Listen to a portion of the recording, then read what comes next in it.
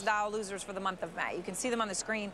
Microsoft, #1, down 16%. Cisco and Amex tying for a 15% drop.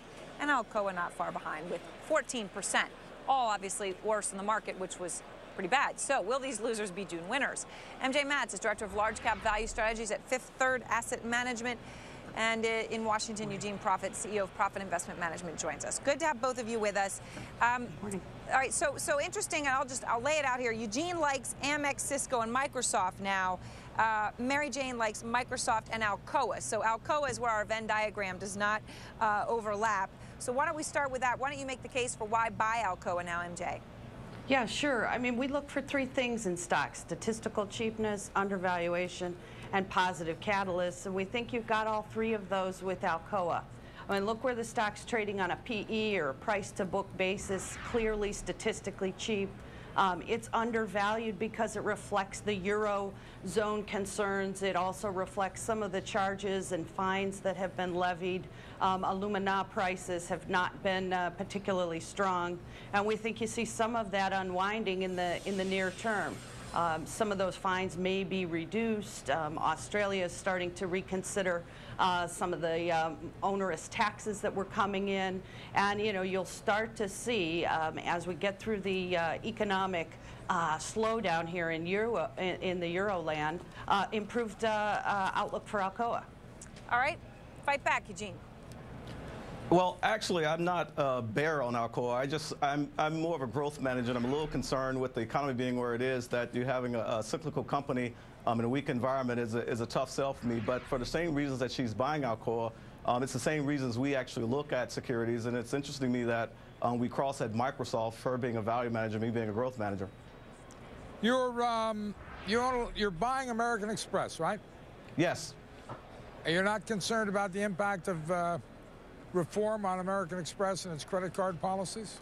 Well, we are. That's actually, American Express is a brand new purchase for us in our portfolios. We started buying it last week. We think that it's completely oversold. You have strong management there. We know the concern with the regulation with interchange fees, but with the credit trends improving the way they are at American Express, we think that's a little bit of an overreaction with respect to the interchange fees.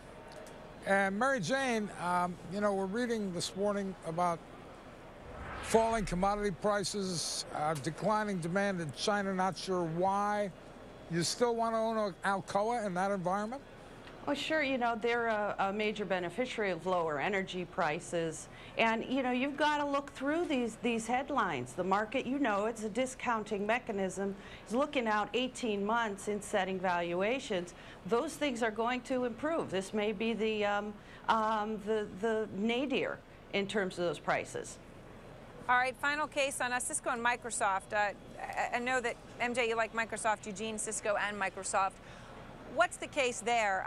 And I suppose in the case of Cisco, Eugene, it's interesting.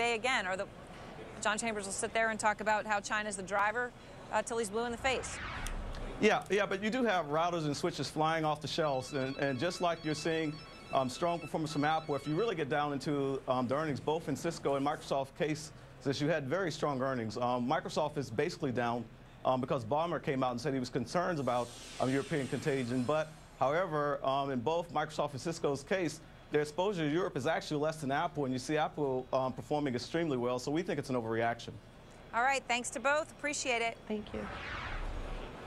And straight ahead, more big losers that may be ready to turn. We'll take a look at them, and they include oil, which is down about 14% in May, has really come back so far this morning.